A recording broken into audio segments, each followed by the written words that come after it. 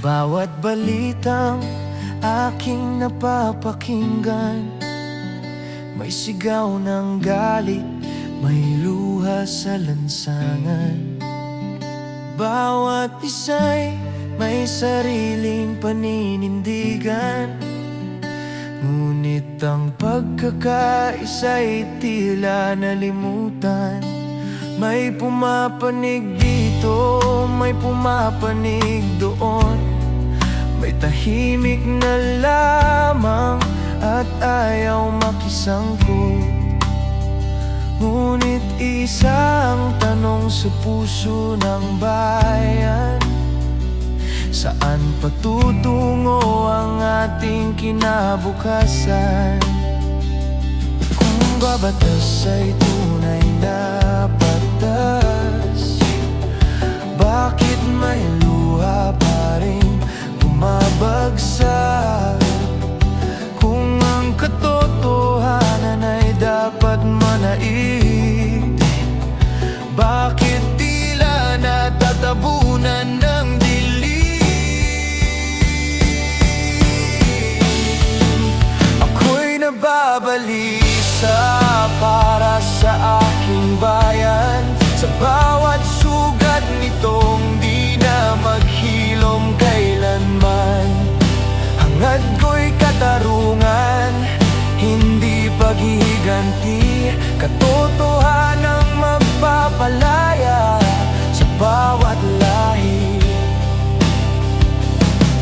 Ang batas na pairalin ng walang kinikilingan, upang ang bawat Pilipino'y magkaroon ng pag-asa.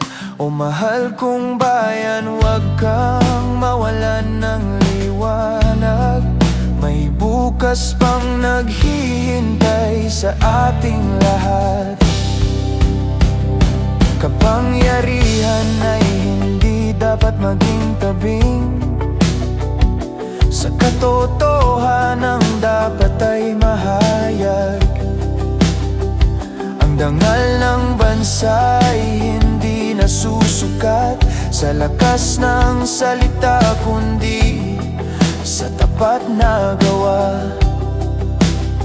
Ang kabataan ngayon'y tahimik na nagtatanong, ano ang mundong kanilang abutan bukas? Maghahari ba ang pag-ibig at katarungan, o mananatili ang takot at alinlangan? Dakilang Ama, dinggin mo ang aming panalangin, liwanagan mo ang isip ng bawat pinuno't mamamayan. Turuan mo kaming magmahal sa bayan at igalang ang batas na pantay para sa lahat. Muling pasibulin ang pag-asa, ang pagkakaisa'y aming minimithi. Sa iyong liwanag at banal na gabay, muling sisikat ang umaga ng inang bayan. Hindi pa huli ang lahat kung tayo'y magkakaisa, katotohanan ang maging ilaw ng bawat adhika.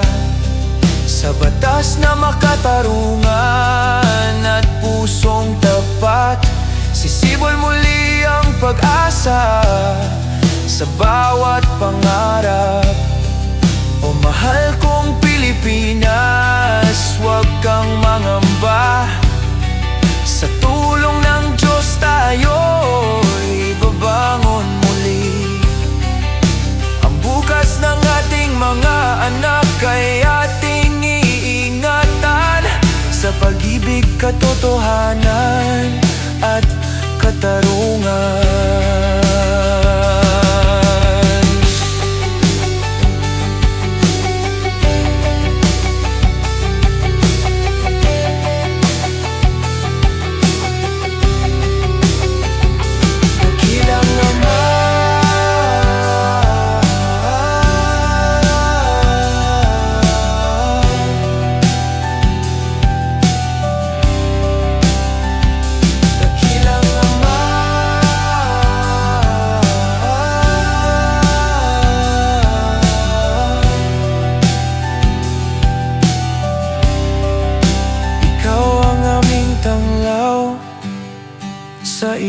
kamay ang pag-asa ng aming bayan.